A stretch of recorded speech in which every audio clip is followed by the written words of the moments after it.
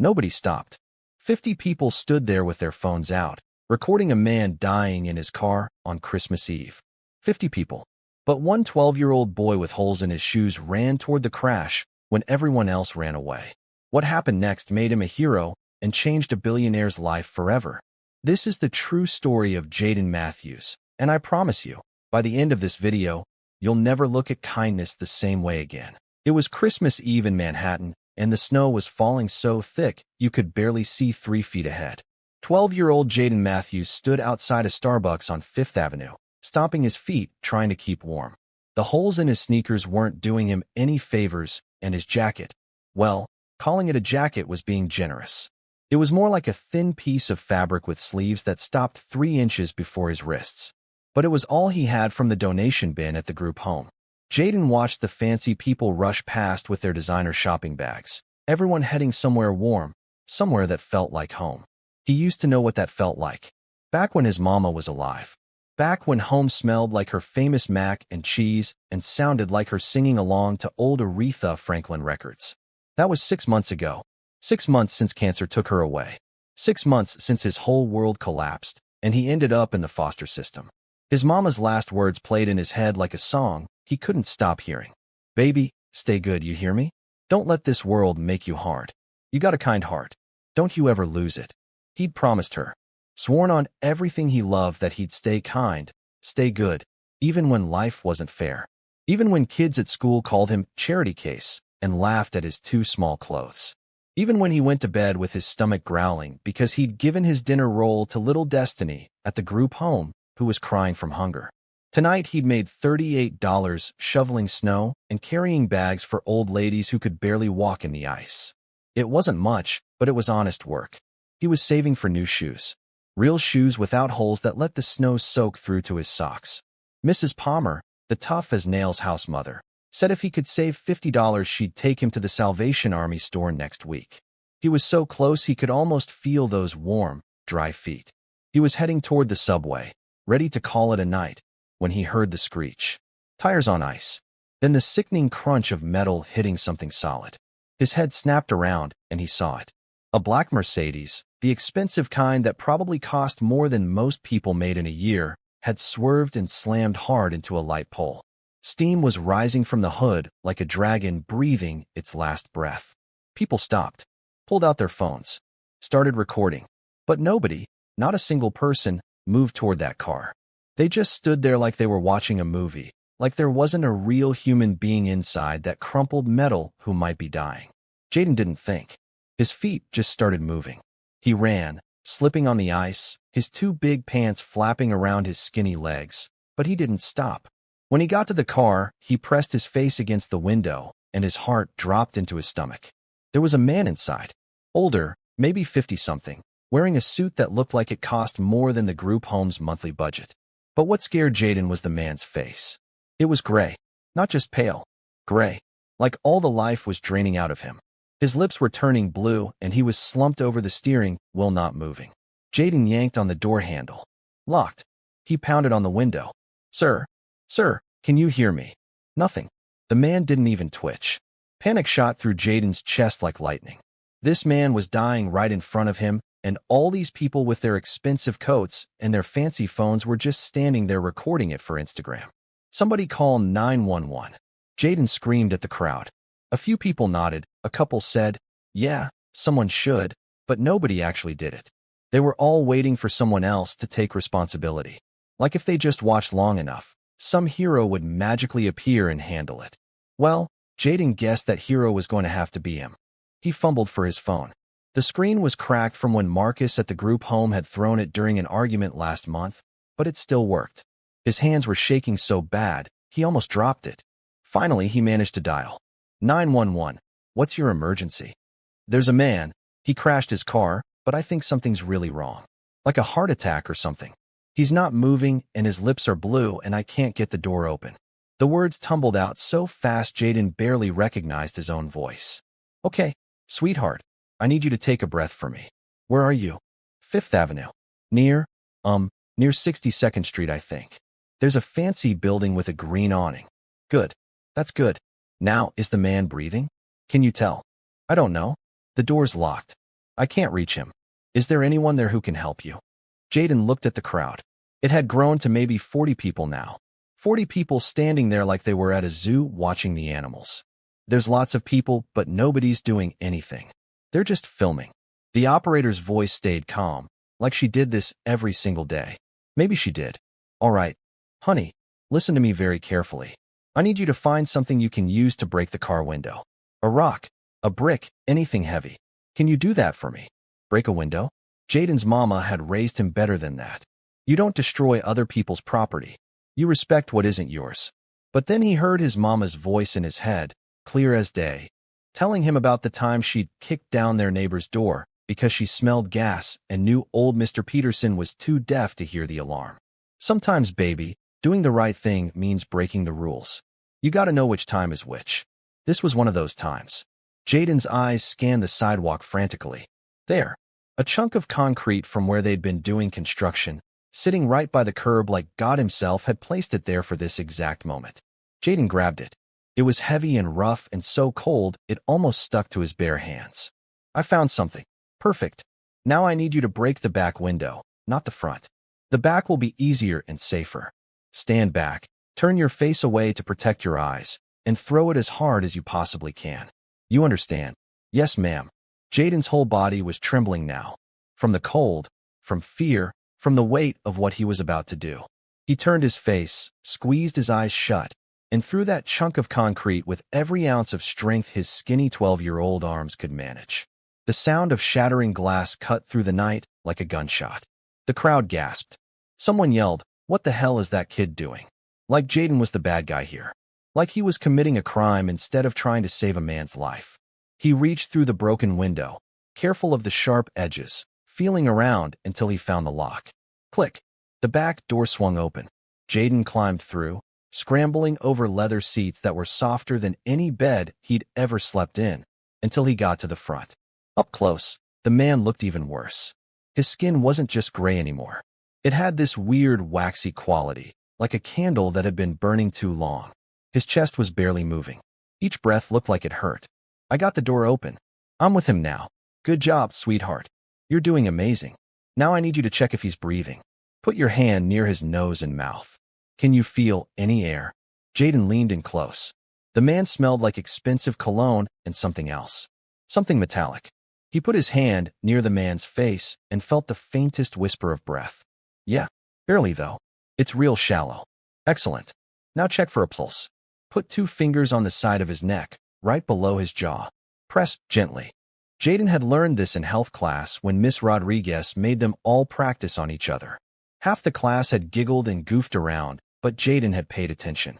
His mama always said you never know when information might save a life. She'd been right. His fingers shook as he pressed them against the man's neck. For a horrible second, he felt nothing and his heart stopped. But then, there it was. Faint. Irregular. Like a butterfly with a broken wing trying to fly. I feel it. It's there, but it's really weak. You're doing everything right. Help is about 2 minutes away. I need you to make sure nothing is blocking his airway. Tilt his head back very gently and look in his mouth. Jayden did what she said. Nothing blocking his throat. The man's eyes fluttered open for just a second. They were blue, Jayden noticed. A really pale blue like ice. They looked right at Jayden, but they weren't seeing him. They were seeing something far away. Maybe seeing his own life flashing before his eyes like they say happens when you're dying. The man's lips moved like he was trying to say something, but all that came out was a weak, gurgling sound that made Jayden's stomach turn. Sir, please stay with me. Help is coming. You just gotta hold on a little bit longer. Tears were streaming down Jayden's face now, freezing on his cheeks. My name is Jayden. I'm right here with you.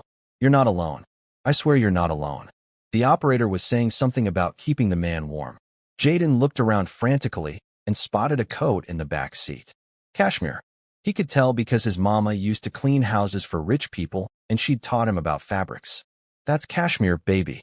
Soft as butter and costs more than our rent. He grabbed it and tucked it around the man's chest and shoulders as carefully as he could. But the man was still shivering. Still so cold. And then Jayden did something that Mrs. Palmer would definitely yell at him for later. He took off his own jacket. That thin, pathetic excuse for a jacket that barely kept him warm on a good day. He laid it over the man, covering his lap and legs. The second that jacket left his body, the cold hit Jayden like a slap. Sharp, mean, biting through his worn-out sweater. But he didn't care. He didn't care even a little bit. If this man died, it wouldn't be because Jayden didn't try absolutely everything he could. Please don't die, Jayden whispered, grabbing the man's hand. It was so cold, like holding ice. Please, sir. It's Christmas Eve. You got people who love you. People waiting for you to come home.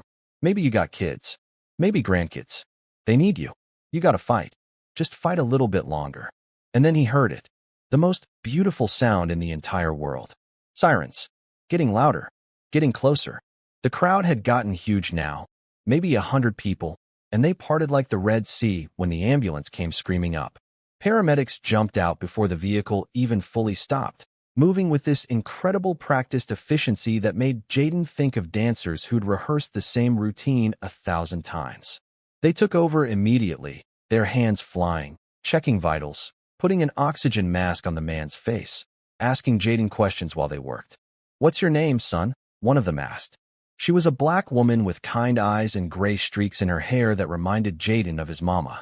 "Jayden. Jayden Matthews, ma'am." "Well, Jayden Matthews, you just saved this man's life.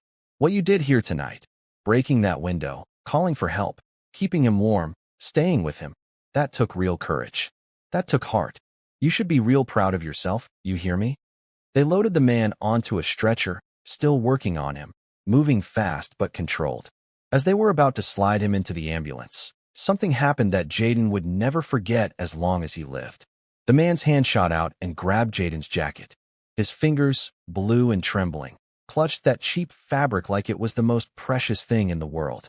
Even unconscious, even barely alive, he was holding on. One of the paramedics looked at Jayden. "You want to ride with us? I think he needs you there." Jayden had never been in an ambulance before, never wanted to be, but he climbed in without hesitation, squeezing into the corner while the paramedics worked. The sirens screamed overhead as they raced through the snowy streets. Jayden watched the woman paramedic doing compressions, watched the monitors beeping, watched that man fighting for every breath. And he prayed. He prayed like his mama had taught him. Not fancy church prayers with thee and thou. Just simple words from the heart. "God, please don't let him die. Please. He deserves to see another Christmas. Everyone deserves that." If this story is touching your heart, do me a huge favor. Hit that like button right now and subscribe to Lunarvoice Stories. We drop powerful, inspiring stories like this every single day. Stories that remind you there's still good in this world. And I want to know something. Where are you watching from? Drop a comment right now and tell me your city and country. Are you in New York, London, Lagos, Tokyo? I love knowing our Lunarvoice family spans the whole world. Now let's get back to Jayden's incredible night. The hospital was chaos. Bright lights, people rushing everywhere, the smell of antiseptic that made Jayden's nose wrinkle. They wheeled the man through double doors that said, "Emergency personnel only," and a nurse tried to stop Jayden from following. "Honey, you can't go back there. Are you family?" "He won't let go of my jacket," Jayden said, and it was true. Even as they transferred the man to a hospital bed, even as doctors swarmed around him shouting medical terms Jayden didn't understand, that hand stayed clenched around the fabric. The nurse looked at the jacket, then at Jayden's face, then at the man's white-knuckled grip. She sighed. "All right, but you stay out of the way. Sit in that chair and don't move." Jayden sat. He watched them cut off the man's expensive suit, watched them stick needles in his arms, watched the monitors spike and dip and beep. A doctor kept saying, "We're losing him," and Jayden wanted to scream, "Then don't lose him." But his voice was stuck in his throat. After what felt like hours, but was probably only minutes, the monitors steadied. The beeping became rhythmic instead of erratic. The doctors stepped back, peeling off their gloves, breathing hard. "He's stable," one of them said. "We got him back." Got him back. Like he'd gone somewhere, and they'd retrieved him. Maybe he had. Maybe he'd been standing at Heaven's Gate, and they'd pulled him back through. The man's hand finally relaxed, releasing Jayden's jacket. A nurse gently removed it and handed it to Jayden. It was wrinkled and damp with sweat, but Jayden held it like treasure. "You can go home now, sweetheart," the kind nurse said. "You did good. Real good." But Jayden didn't have anywhere to go. Not really. The group home was in Brooklyn, and he had no money left for the subway. He'd spent his last few dollars on a hot chocolate earlier, back when the biggest problem in his life was cold feet. That felt like a lifetime ago. He was sitting in the waiting room, trying to figure out his next move, when a man in a security uniform approached him.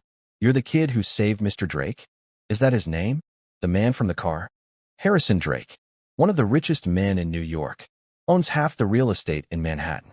The security guard shook his head in amazement. "And you broke his car window with a chunk of concrete. That's something.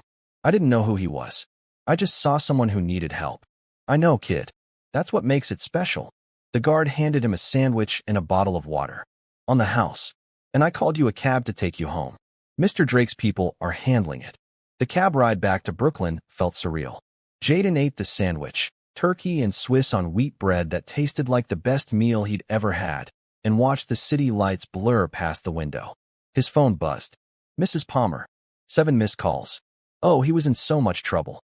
When he walked into the group home at almost midnight, Mrs. Palmer was waiting by the door with her arms crossed and her face set in that expression that meant business. "Jayden Matthews, where in God's name have you been? You missed curfew by 4 hours. You know the rules." "I'm sorry, Mrs. Palmer. There was an emergency. A man had a heart attack and I had to help, and then the ambulance and the hospital and—" "Slow down, child. What man? What are you talking about?" Her expression shifted from angry to concerned in a heartbeat. "And why do you smell like a hospital? Are you hurt?" So Jayden told her everything. The whole story spilled out while Mrs. Palmer led him to the kitchen and heated up a plate of leftovers. Meatloaf and mashed potatoes that had gone cold and hard, but she zapped them in the microwave until they were hot again. He talked while he ate, and Mrs. Palmer listened without interrupting, which was rare for her. When he finished, she was quiet for a long moment. Then she shook her head slowly. "That was dangerous, baby. Breaking that window, climbing into that car. You could have been hurt. But I couldn't just let him die, Mrs. Palmer. I know." Her voice got soft in a way it rarely did. "Your mama raised you right. She'd be so proud of you tonight, Jayden. So proud." She reached across the table and squeezed his hand. "But you're still in trouble for missing curfew. Rules are rules. You'll be on dish duty for a week." "Yes, ma'am. And we need to get you another jacket. Can't have you walking around freezing because you gave yours away to save a millionaire." There was something in her voice. Not quite approval, but not disapproval either. Maybe respect. That night, lying in his bunk bed with Marcus snoring softly below him, Jayden couldn't sleep. He kept seeing that man's face. Harrison Drake. He kept feeling that cold hand clutching his jacket. He wondered if Harrison Drake was okay, if he'd made it through the night, if he had family around him. He said another prayer, asking God to watch over the man he'd saved. He definitely didn't expect to ever hear from Harrison Drake again. In Jayden's experience, rich people and poor people existed in totally different universes. They might bump into each other accidentally, like tonight, but then they'd go back to their separate worlds. Rich people to their penthouses and fancy cars. Poor people to their group homes and broken dreams. That's just how life worked. Except this time, life had different plans. Christmas morning at the group home was always bittersweet. Mrs. Palmer did her best. She made sure every kid got something, even if it was just socks and a book from the thrift store. They had a small plastic tree in the corner with lights that blinked on and off. Half of them burned out, but nobody had money to replace them. The kids had made decorations from construction paper, snowflakes and stars and candy canes that hung crooked on the branches. Jayden got a backpack for school and 3 notebooks, plus a pair of gloves that were too big but would work. He was grateful. Some kids didn't get anything at all from their families. At least Mrs. Palmer tried. At least she cared enough to spend her own money to make sure Christmas happened. He was sitting on the floor helping little Destiny with a puzzle. She was 7 with braids and a missing front tooth and the biggest smile you ever saw, when Mrs. Palmer came into the room looking flustered. "Jayden, baby, you need to come to the front door." "Am I in trouble again?" "No, child. Just come on." He followed her to the hallway where 3 people were waiting. A woman in an expensive-looking suit with perfect makeup and hair. A man with a professional camera. And another man in a black overcoat that probably cost more than everything in the group home combined. The woman stepped forward, all white teeth and enthusiasm. "Jayden Matthews? Hi, I'm Jennifer Chung from Channel 7 News. This is my cameraman David. We'd love to ask you a few questions about what happened last night." Jayden's stomach dropped. "How did you know about that?" "Someone filmed you breaking that car window and helping Mr. Drake." The video went viral overnight. Millions of views. You're a hero, Jayden. People are calling you the Christmas angel. I'm not an angel. I just helped somebody. That's exactly what makes you special, the man in the overcoat said. His voice was warm, kind. Most people wouldn't have done what you did. My name is Marcus Washington. I work with Jennifer. Mr. Drake specifically asked us to find you. He wants to thank you personally. Mrs. Palmer put a protective hand on Jayden's shoulder. Now wait just a minute. He's a minor. I'm responsible for these children. I can't just let you interview him without proper permission. We've already cleared it with child services, Jennifer said, pulling out papers. Everything is legal and proper. We just want to tell Jayden's story. Let people know that there are still good kids in this world. Kids who do the right thing even when it's hard. That's how Jayden ended up on the evening news on Christmas Day. They filmed him right there in the group home, asked him questions about why he helped, what he was thinking, what his mom had taught him. Jayden felt awkward the whole time. He kept stumbling over words, very aware of how shabby everything looked. The peeling paint on the walls, the second-hand furniture with springs poking through, his too small shirt that showed his wrists. But Marcus, the journalist, was patient. He didn't rush Jayden. He asked about his mama, about his dreams of maybe becoming a doctor someday, about what it was like living in foster care. And somehow, talking to this stranger with a camera pointed at his face, Jayden felt his mama's presence. Like she was there in the room, smiling at him, telling him he was doing good, that she was proud. The interview aired that night at 6 o'clock. Mrs. Palmer gathered all 8 kids around the old television in the common room. The screen was small and the color was off. Everything had a weird green tint, but they could see well enough. The headline read, "Christmas Miracle on Fifth Avenue. 12-year-old hero saves billionaire's life." There was Jayden's face, filling the screen. His voice saying, "I couldn't just let him die. My mama taught me that every life matters. Rich or poor, black or white, doesn't matter. We're all just people. We're all somebody's child." The other kids went absolutely crazy, screaming, jumping up and down, pointing at the TV. "That's our Jayden. That's our boy. He's on TV. He's famous." Little Destiny climbed into his lap and hugged him tight. "You're a hero, Jayden. A real hero." Even Mrs. Palmer was crying, dabbing at her eyes with a tissue, trying to pretend she had something in her eye. "Allergies," she muttered, but nobody believed her. The story exploded overnight. Not just local news, but national. Then international. Jayden's face was everywhere. Social media was flooded with shares and comments. People were calling him an angel, a hero, a symbol of hope in a dark world. The group home's phone started ringing constantly. News stations wanting interviews. Random people wanting to send donations. Churches wanting to pray for him. Someone started a GoFundMe page for Jayden's education. By the next morning, strangers had donated over $75,000. Jayden didn't know what to do with any of it. He just wanted things to go back to normal. But normal was gone. Normal had disappeared the moment he ran toward that crashed car instead of away from it. On the morning of December 26th, a black town car pulled up outside the group home. Not a cab, not a regular car. A town car with a driver in an actual uniform and white gloves. A man in a tailored suit got out and rang the doorbell. Mrs. Palmer opened it, immediately suspicious. Too many strangers had been showing up lately. "Good morning. My name is James Cooper. I'm Mr. Drake's personal attorney and assistant." Mr. Drake was released from the hospital this morning, and his first request, before anything else, was to meet young Jayden Matthews. "Would it be possible for us to bring Jayden to see him? We'll have him back within 3 hours." Mrs. Palmer crossed her arms. "I don't hand over children to strangers, Mr. Cooper. I don't care how fancy your suit is or who you work for." "Of course. I completely understand and respect that." James pulled out his phone. "Would you like to speak with Mr. Drake yourself? He's right here." Mrs. Palmer took the phone like it might bite her. Jayden couldn't hear the other side of the conversation, but he watched her face change, soften. After a few minutes, she handed the phone back. "Mr. Drake wants to thank you in person," she told Jayden. "And honestly, I'm curious to meet the man myself. Mr. Cooper, I'll be accompanying Jayden. And we'll be back in 3 hours, or you'll answer to me." "Yes, ma'am. Absolutely." 20 minutes later, Jayden was sitting in the most comfortable car he'd ever been in. Heated leather seats. A TV screen. Bottles of fancy water with labels and languages he couldn't read. Mrs. Palmer sat beside him, looking as out of place as he felt, her church purse clutched in her lap.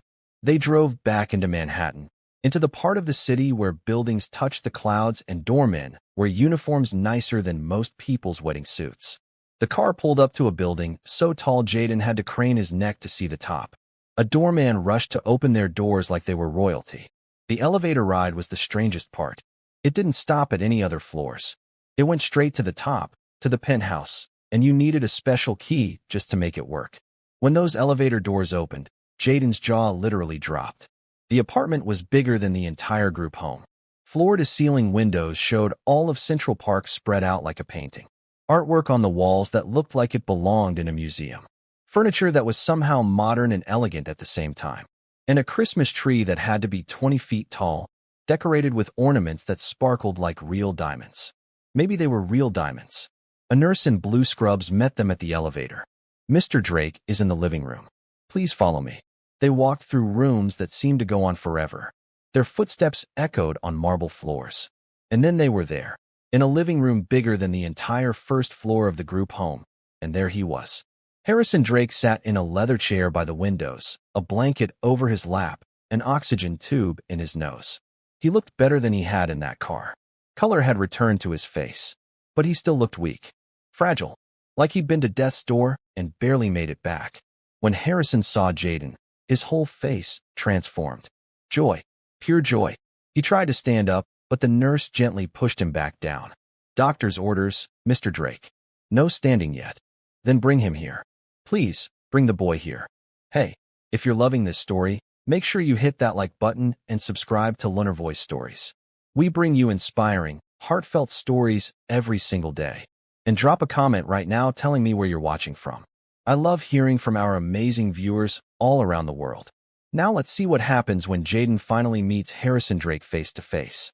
Jayden walked forward slowly, his worn sneakers silent on the expensive floor. He didn't know what to say, didn't know what to do with his hands. But when he got close enough, Harrison reached out and grabbed his hand with both of his own. The grip was warm now, strong. Nothing like that cold, dying hand from Christmas Eve. "Jayden Matthews." Harrison's voice cracked with emotion. "Do you have any idea what you did for me? Any idea at all?" "I just helped, sir." Anybody would have done the same thing. But they didn't. Tears were running down Harrison's face now, and he didn't even try to hide them. There were at least 50 people on that street, Jayden. 50 people with phones and warm coats and the ability to help. And every single one of them just stood there, recording, watching me die like it was entertainment, like I was a show put on for their amusement. He paused, trying to catch his breath. The nurse moved closer, but Harrison waved her off. "But you," he continued, his voice shaking. "You're a child who had every reason to walk away, to think the world owed you nothing, to be angry and bitter about the hand life dealt you. And instead, you ran toward danger. You broke my car window with your bare hands. You climbed inside and held my hand and told me I wasn't alone. You gave me your jacket even though you were freezing." Jayden felt tears building in his own eyes. "My mama always said we're supposed to take care of each other. That's what people do. Your mother was a wise woman. A very wise woman." Harrison looked at Mrs. Palmer. "You should be so proud of this young man. He didn't just save my life. He reminded me what it means to be human." Mrs. Palmer's voice was thick with emotion. "We are proud. Very proud." Harrison turned back to Jayden, still holding his hand like he was afraid to let go. "The doctors told me I was clinically dead for 47 seconds. 47 seconds where my heart completely stopped. But you brought me back. Your quick thinking, your refusal to give up, your kindness. You literally brought me back from death.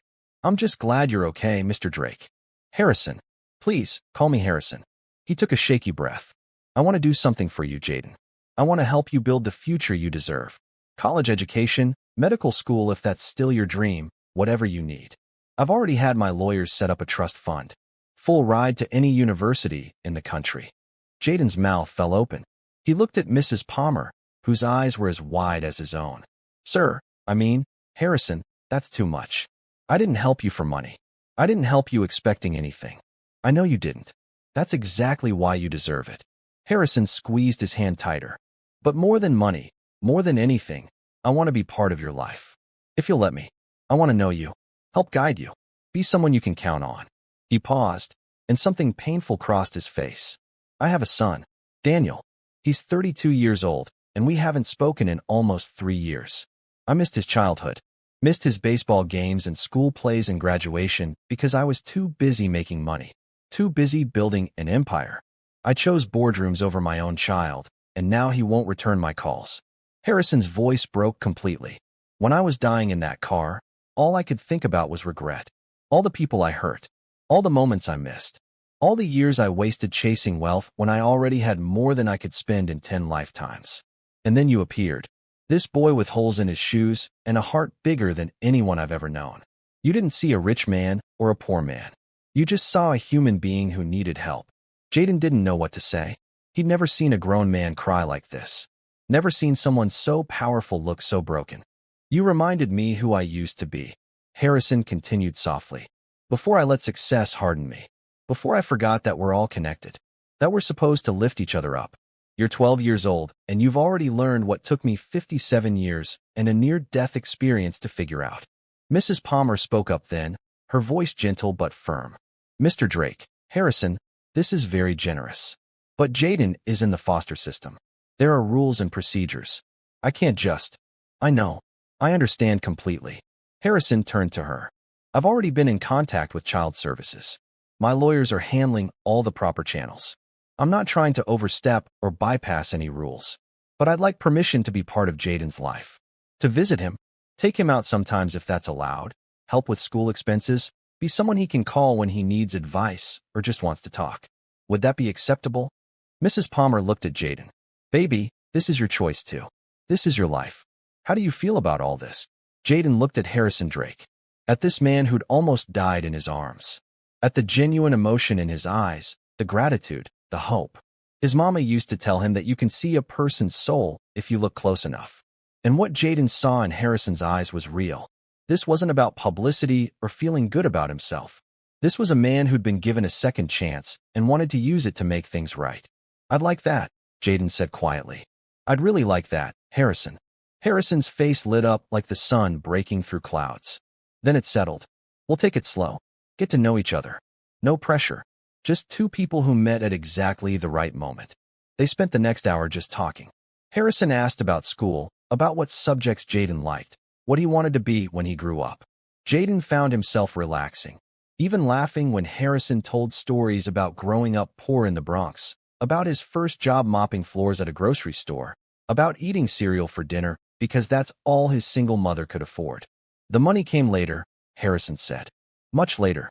I worked my way through community college, took risks, built my business from nothing. But somewhere along the way, I lost myself. I forgot where I came from. I forgot the values my mother tried to teach me. She passed away 15 years ago, and I know she'd be disappointed in the man I became. Cold, disconnected, more interested in profit margins than people. It's not too late, Jayden said, surprised by his own boldness. My mama used to say every morning is a chance to start fresh. Every day is a gift. Harrison looked at him with something like wonder. Your mother was right, and she raised an extraordinary son. Before they left, Harrison had one more surprise. He brought out a large box wrapped in silver paper. I had my assistant retrieve something from the hospital. Jayden opened it carefully. Inside was his jacket, the cheap thin one he'd given Harrison. It had been cleaned, and the small tears had been sewn up. But there was also something else. A brand new winter coat. The kind with real down insulation, waterproof material, the kind Jayden had seen in store windows and never dreamed of owning. It was deep blue, and when he put it on, it fit perfectly. The jacket you gave me saved my life, Harrison said. But you need something better for this winter. Please, let me do this. Jayden hugged the coat around himself. It was the warmest thing he'd ever worn. But then he carefully folded his old jacket and put it back in the box. I'm keeping this one too. To remember that night. To remember my promise to my mama. On the drive back to Brooklyn, Mrs. Palmer was quiet for a long time. Finally, she said, That man is serious, Jayden. He really wants to help you.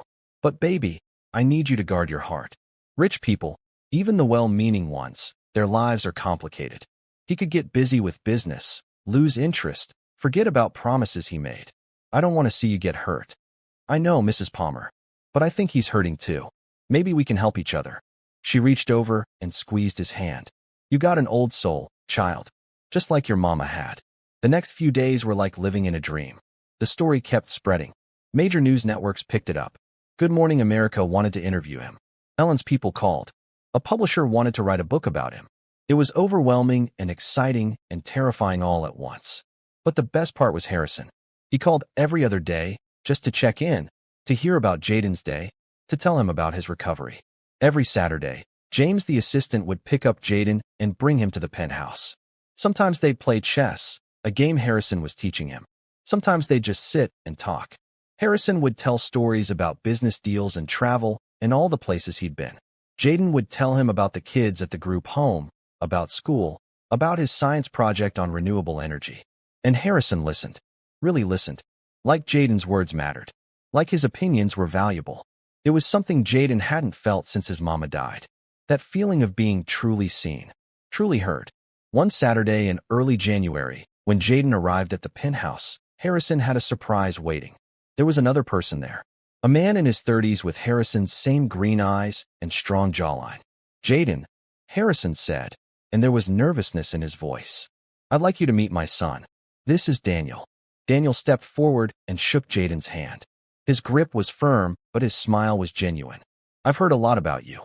The kid who saved my dad's life and apparently his soul in the process." There was humor there, but also something deeper. Something real. "Daniel and I haven't been on speaking terms," Harrison admitted. "But after what happened, after meeting you, I reached out to him. We've been talking, trying to rebuild what I broke. And I wanted you two to meet." They ordered pizza, which Jayden thought was hilarious given how fancy the apartment was. Three guys eating pepperoni pizza straight from the box in a penthouse overlooking Central Park.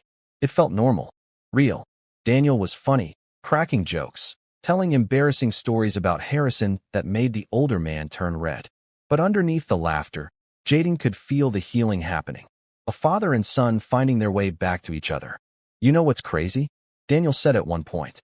"I've been angry at my dad for years. Furious that he chose work over me. That he missed my childhood. That money was more important than I was. But seeing him now, seeing how you changed him, it made me realize something. People can change. It's never too late. And holding on to anger only poisons yourself." He looked at his father. "I'm sorry I shut you out. I'm sorry I wouldn't answer your calls." "No." Harrison's voice was firm. "You have nothing to apologize for. I failed you. I'm the one who needs to earn your trust back. And I will, however long it takes." They hugged then, right there in front of Jayden, and both men were crying. Jayden felt like maybe he should look away, give them privacy. But Harrison reached out and pulled him into the hug too. The three of them standing there, an unlikely family brought together by tragedy and kindness and one frozen Christmas Eve. If this story is touching your heart, please hit that subscribe button for Lunarvoice stories and smash that like button. Drop a comment and let me know where you're watching from. I love hearing from you all. We've got more of this beautiful story coming, so stick around. January became a month of new beginnings. Harrison was getting stronger every day, the color fully back in his face, the oxygen tubes finally gone. He started walking around the penthouse, then venturing outside for short walks in Central Park with Jayden by his side. They'd bundle up in their winter coats, Harrison in his expensive cashmere, and Jayden in the warm blue one Harrison had given him, and they'd walk the paths talking about everything and nothing. One afternoon, as they sat on a bench watching people ice skate at Woolman Rink, Harrison said something that changed everything. "I've been thinking about something. About how many kids are out there like you were. Good kids who just need someone to believe in them. I want to start a foundation. Scholarships for kids in foster care. Mentorship programs. Real support, not just throwing money at problems." "That sounds amazing," Jayden said.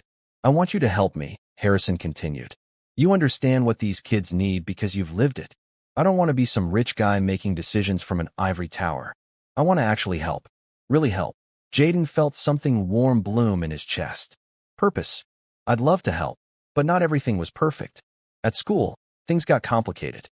Some kids thought Jayden was showing off, acting like he was better than everyone else now that he was friends with a billionaire. Marcus Johnson, the biggest kid in 7th grade and the biggest bully, started calling him Charity Case and Billionaire's pet. One day after gym class, Marcus cornered Jayden by the lockers. "Think you're special now, don't you? Got your rich friend buying you fancy coats. What's next? Gonna forget where you came from." Gonna forget you're just another foster kid nobody wanted. The words stung because there was truth in them. Jayden was starting to feel torn between two worlds. The group home where he slept every night, where kids were donated clothes and ate whatever Mrs. Palmer could afford. And Harrison's world of penthouses and private cars and opportunities most people only dreamed about. I'm not forgetting anything, Jayden said quietly. And I'm not better than anybody. I just helped someone who needed help. You just want his money, Marcus sneered. You're using him. That's when something snapped inside Jayden. Not anger exactly, but a fierce need to defend what was real. You don't know anything about it. Harrison is a good person who almost died. And yeah, he's helping me. But I'm helping him too. That's what people do. They help each other. Maybe if you tried helping someone instead of putting them down, you'd understand. Marcus looked shocked. Nobody talked back to Marcus Johnson. But before he could respond, their teacher, Mr. Peterson, appeared in the doorway. Is there a problem here, boys? No, sir, Jayden said. No problem. That night at the group home, Jayden couldn't sleep. He kept thinking about what Marcus had said. Was he using Harrison? Was he forgetting where he came from? The questions ate at him until he finally got up and went to find Mrs. Palmer. She was in the kitchen doing paperwork, her reading glasses perched on her nose. Can't sleep, baby? Jayden sat down across from her and told her everything. About Marcus. About feeling torn. About worrying that he was changing in ways that weren't good. Mrs. Palmer took off her glasses and looked at him for a long moment. Let me tell you something. Your mama, God rest her soul, she cleaned houses for rich folks. She could have been bitter about it. Could have resented them for having what she didn't. But you know what she told me once? She said, every person I meet is a chance to learn something. To see how I want to be or how I don't want to be. That's wisdom, Jayden. She reached across and took his hand. You're not using Harrison and he's not using you. You saved his life and he's grateful. That's real. That's honest. And if he wants to help you build a better future, that's beautiful. Don't let small-minded people make you feel guilty for accepting kindness. Your mama would want you to take every opportunity to become the man she raised you to be. But what about the other kids here? What about Marcus at school? They don't have a Harrison Drake. No, they don't. And that's not fair. Life isn't fair, baby. But you know what you can do? You can remember where you came from. You can use whatever opportunities you get to help others. You can be the bridge between these two worlds. That's a gift, Jayden. Not everybody gets to see both sides. Her words settled something in Jayden's heart.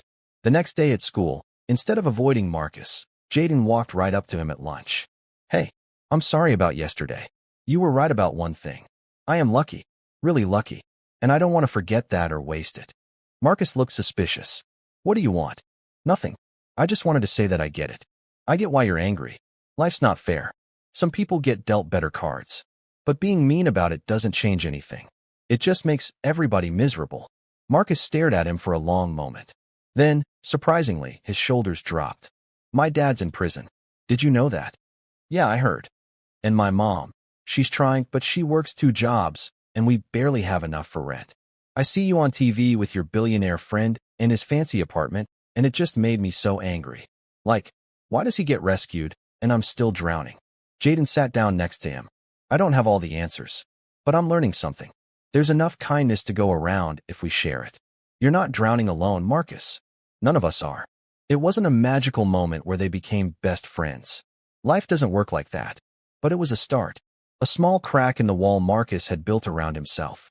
The next Saturday, when Jayden went to visit Harrison, he brought an idea. What if we invited some of the kids from the group home to visit? Just for an afternoon. Let them see that good things can happen. Give them something to hope for. Harrison's face broke into that huge smile Jayden was getting used to. That's a brilliant idea. When, 2 weeks later, on a Saturday afternoon, James pulled up to the group home in a van, not the town car. Mrs. Palmer had picked 5 kids to come. Destiny, the 7-year-old with the missing tooth. Marcus, the 10-year-old who'd been in the system his whole life. Keisha, a quiet 13-year-old who barely spoke. Andre, a 9-year-old with cerebral palsy who used a wheelchair. And Maya, a 15-year-old who was aging out of the system in a few months with nowhere to go. The kids were nervous in the elevator, holding Mrs. Palmer's hands, eyes wide. But when those elevator doors opened into Harrison's penthouse, their faces were priceless. Destiny gasped. Marcus's mouth fell open. Even Maya, who tried to act tough about everything, looked stunned. Harrison was waiting for them with Daniel, who'd flown in from Seattle for the weekend. They'd set up activities. A art station with every supply imaginable. Video games on a screen bigger than most movie theaters. Books and puzzles and board games. And best of all, a chef had prepared hot chocolate and cookies and little sandwiches cut into fancy shapes. For 4 hours, those kids got to just be kids. No worries about what came next. No thinking about parents who'd abandoned them or systems that had failed them.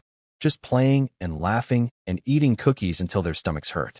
Harrison sat with Andre, helping him build an elaborate castle out of blocks, adjusting things so Andre's shaking hands could place each piece. Daniel played video games with Marcus, purposely losing so the kid would win. Jayden noticed it and loved Daniel even more for it. At one point, Jayden found Destiny standing by the windows, looking out at Central Park. Tears were running down her little face. "What's wrong, Destiny?" "Nothing's wrong. This is the best day of my whole life.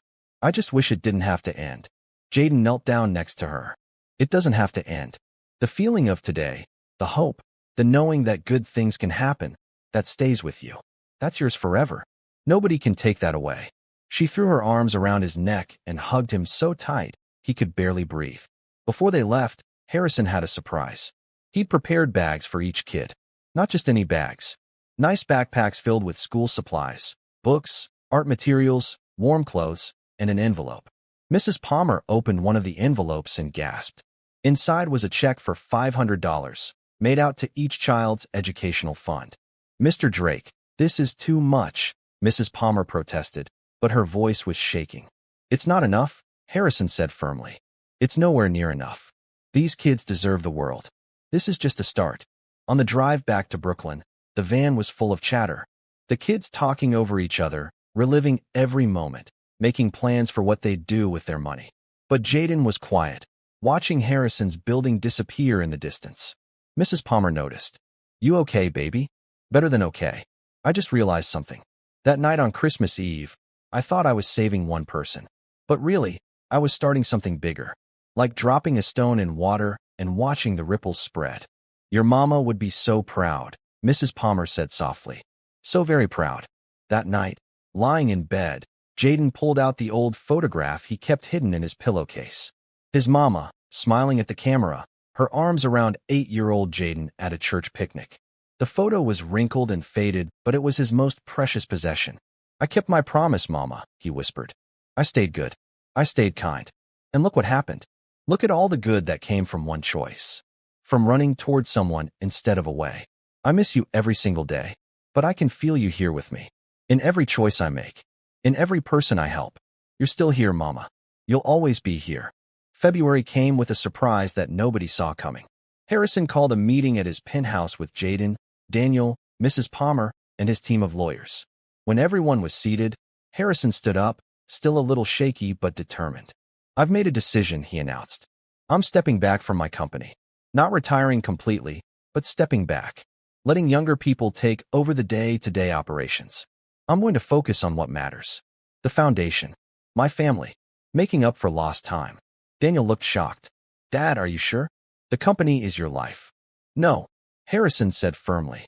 "The company was my excuse. My way of hiding from what was real. But I'm done hiding. I want to spend my time doing things that actually matter. And I need your help, son. Both of you." He looked at Daniel and Jayden. "I want you both involved in the foundation. Daniel, you've got business sense and connections. Jayden, you've got heart and perspective. Together, we can build something that really helps kids who've been forgotten by the system." Mrs. Palmer spoke up. "Mr. Drake, Jayden is still just 12 years old. He's got school and—" "I know. And school comes first. Always. But maybe a few hours a week, he could help us understand what these kids need. Be our compass pointing toward what's real." Jayden looked at the faces around the room. Harrison, who'd become like a father to him. Daniel, who felt like the big brother he'd never had. Mrs. Palmer, who'd kept him together when everything fell apart. And he thought about his mama, about her wisdom, about her belief that every life mattered. "I'll do it," Jayden said. "But on one condition. We don't just help kids in New York. We help kids everywhere. Every kid deserves a chance." Harrison smiled, and there were tears in his eyes again. "Deal. We're coming to the end of this incredible journey, but before we get there, do me a favor. Hit that like button, subscribe to Lunarvoice Stories, and drop a comment telling me where you're watching from. Your support means everything. Now let's see how this beautiful story wraps up. Spring arrived in New York like a promise kept. The snow melted, revealing a city that had been hiding underneath all that white. Trees in Central Park started budding green. The air got warmer, and Jayden Matthews turned 13 years old. His birthday fell on a Tuesday, and he didn't expect much. Birthdays at the group home were simple affairs. A cupcake with a candle if you were lucky. Maybe the other kids singing off-key. It was the thought that counted, Mrs. Palmer always said. But when Jayden came home from school that day, James was waiting outside the group home in the town car. Mr. Drake requests your presence for a small birthday celebration. Small was an understatement. When Jayden walked into Harrison's penthouse, it was filled with people. All the kids from the group home were there. Mrs. Palmer dressed up in a nice outfit Jayden had never seen her wear. Daniel had flown in from Seattle. And there were others. The paramedic who'd saved Harrison's life that night, the one with the kind eyes. Gerald, the doorman from Harrison's building who'd given Jayden hot chocolate. Even Marcus from school was there, looking uncomfortable but trying to smile. A banner hung across the living room that read, "Happy birthday, Jayden, our Christmas miracle." The dining table was covered with food. Real food, not group home casserole. Pizza and chicken wings and fruit and vegetables and a cake that was almost too beautiful to eat. It had 13 candles and was decorated to look like a city skyline with a star on top. Surprise! Everyone shouted, and little Destiny came running up to hug Jayden so hard he almost fell over. "You did all this for me?" Jayden asked Harrison, his voice cracking. "You gave me my life back," Harrison said simply. "This is the least I could do." They ate and laughed and played games. Harrison had hired a magician who did tricks that made the younger kids scream with delight. There was a DJ playing music and even Mrs. Palmer danced, which was something Jayden never thought he'd see. For a few hours, that penthouse was filled with a kind of joy that money couldn't buy, but somehow money had helped create. When it was time to cut the cake, Harrison asked everyone to gather around. "Before Jayden blows out his candles, I want to say something." He cleared his throat, emotion thick in his voice. 5 months ago, I was dying on a street corner. I had everything money could buy, but I had nothing that mattered. No real relationships. No connection to what was important. I was successful and miserable, and I didn't even know it. He looked at Jayden. And then this boy, this incredible young man, ran toward me when everyone else ran away. He broke my window. He held my hand. He told me I wasn't alone. And in doing that, he saved more than my life. He saved my soul. Harrison's voice broke. Daniel put a hand on his father's shoulder. "Because of Jayden, I reached out to my son. We're rebuilding what I destroyed. Because of Jayden, I started really looking at what I'd become and what I wanted to be. Because of Jayden, I remembered what my own mother tried to teach me before she died. That kindness matters. That people matter. That we're all in this together." The room was completely silent except for the sound of Mrs. Palmer sniffling and trying to hide it. "So today isn't just about celebrating Jayden's birthday," Harrison continued. "It's about celebrating what he represents. Hope, courage, the radical act of caring about a stranger, the belief that every life has value. This young man changed my life, and I'm going to spend the rest of my days trying to honor that gift by changing other lives." Everyone clapped and cheered. Jayden was crying now, not even trying to hide it. He thought about his mama, about how proud she would be, about how one promise kept on Christmas Eve had led to all of this. He blew out his candles, and everyone sang happy birthday, off-key and loud and perfect. His wish was simple, that his mama could see him right now, that she could know he'd kept his promise and it had mattered. After cake, Harrison pulled Jayden aside. "I have something for you. 2 things, actually." He handed Jayden an envelope. Inside were papers. Legal papers with lots of words Jayden didn't understand. "What is this?" "The trust fund we set up. It's official now. Full ride to any college you want. Medical school covered. Living expenses. Books. Everything. Your future is secure, Jayden. You never have to worry about money for your education." Jayden couldn't speak. Couldn't process what that meant. His whole life, money had been the thing that was never enough. The reason his mama had worked herself to death. The reason they'd eaten cereal for dinner sometimes. And now, just like that, it wasn't a worry anymore. "But that's not the important gift," Harrison said softly. He pulled out a small box. Inside was a silver chain with a pendant. The pendant was engraved with words. Every life matters. Stay kind. Love, Mama. Jayden's hands shook as he lifted the necklace. How did you? Mrs. Palmer told me what your mother said to you. Her last words. I wanted you to have something to carry with you always. A reminder of her wisdom. A reminder of the promise you kept. Jayden put the necklace on, and it felt right. Like his mama's arms around him. Like her voice in his ear. Thank you, he whispered. Thank you for everything. Thank you, Harrison said. For saving my life. For changing my life. For being exactly who you are. The party wound down eventually. Kids got tired. Mrs. Palmer said they needed to get back for bedtime routines. As everyone was leaving, Marcus from school pulled Jayden aside. Hey, I'm sorry. For being a jerk. For saying those things. It's okay. No, it's not. You were right. Being angry doesn't change anything. It just makes everything worse. Marcus looked down at his shoes. My mom, she's really struggling. And I didn't know who to talk to. But seeing all this today, seeing what you built from one good choice, it made me think maybe I should try being good too. See what happens. That's all any of us can do, Jayden said. Just try. Just keep trying. They shook hands, and it felt like a new beginning. 2 months later, in late May, the Drake Foundation officially launched. Not with some big fancy gala, though Harrison's friends wanted that. Instead, they held the launch event at the group home in Brooklyn. They'd used some of the foundation money to completely renovate the building. New paint, new furniture, new everything. The kids walked in and couldn't believe it was the same place. But more than the physical changes, the foundation announced its first initiatives. Scholarships for 100 foster kids across the country. A mentorship program pairing business leaders with young people in the system. Job training programs. College prep courses. Mental health support. Everything Jayden and Daniel and Harrison had spent months planning together. The media showed up, of course.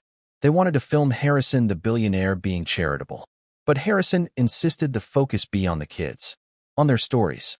On what they needed and deserved. Jayden stood at the podium, terrified but determined. All those cameras pointed at him. All those people waiting to hear what he'd say. He touched the necklace under his shirt, felt his mama's words against his skin, and found his courage. 5 months ago, I was just trying to survive, he began. Just trying to keep a promise I made to my mama before she died. A promise to stay good. To stay kind. To not let the world make me hard. His voice was shaking, but he kept going. I didn't know that keeping that promise would lead to all this. I didn't know that helping one person would create ripples that would reach so many others. He looked at Harrison, who was wiping tears from his eyes. Harrison talks about me saving his life. But the truth is, we saved each other. He gave me hope when I thought hope was gone. He showed me that one act of kindness can change everything. Not just for the person you help, but for you too. For everyone around you. Jayden looked directly into the cameras. There are millions of kids like me out there. Kids who've lost parents. Kids in foster care. Kids who feel invisible and forgotten. This foundation is for them. To tell them they matter. That their lives have value. That someone sees them. His voice got stronger. But it's not just about money or scholarships. It's about remembering what my mama taught me. That we're all connected. That we're supposed to take care of each other. Rich or poor. Black or white. Young or old. We're all somebody's child. We all deserve kindness. The room erupted in applause. Destiny was crying. Mrs. Palmer was crying. Even some of the tough reporters looked a little misty. After the speeches and the photos and the interviews. After everyone left, and it was just Jayden and Harrison sitting on the group home's new porch watching the sunset. Harrison said something that Jayden would remember forever. You know what the strangest part of all this is? I spent 57 years trying to build a legacy. Putting my name on buildings. Making deals. Accumulating wealth. And none of it mattered. None of it meant anything. But you. In one night, one moment of pure goodness, you built something that will last forever. You changed lives. Including mine. I just did what my mama taught me, Jayden said. Exactly. And that's the whole point. Your mother, who the world might have overlooked, who cleaned other people's houses and struggled to pay rent, she had more wisdom than all the billionaires I know combined. She understood what matters. And she passed that on to you. That's the real legacy. Not money. Not buildings. But values. Kindness. The courage to do right even when it's hard. They sat in comfortable silence for a while, watching kids play basketball on the new court the foundation had built. Finally, Jayden said, "Do you think things really can change? Like, really change? Or is this just a moment, and then everything goes back to how it was? Harrison thought about that. I think change happens one person at a time. One choice at a time. You can't fix everything. You can't save everyone. But you can save someone. And that someone can save someone else. And slowly, maybe too slowly, but surely, the world gets a little bit better. My mama used to say something like that. She said we're all just links in a chain. We don't have to be the whole chain. We just have to be a strong link. Your mother was a very wise woman. Yeah, Jayden said softly. She really was. 6 months after that Christmas Eve, on a warm June evening, Jayden stood in his new room at the group home, the one that had been renovated with foundation money. He was packing a bag for a weekend trip. Harrison was taking him and Daniel to his beach house in the Hamptons. Just the three of them, no cameras, no interviews, just family time. Family. That word didn't hurt anymore. It felt possible again. Jayden looked at himself in the mirror.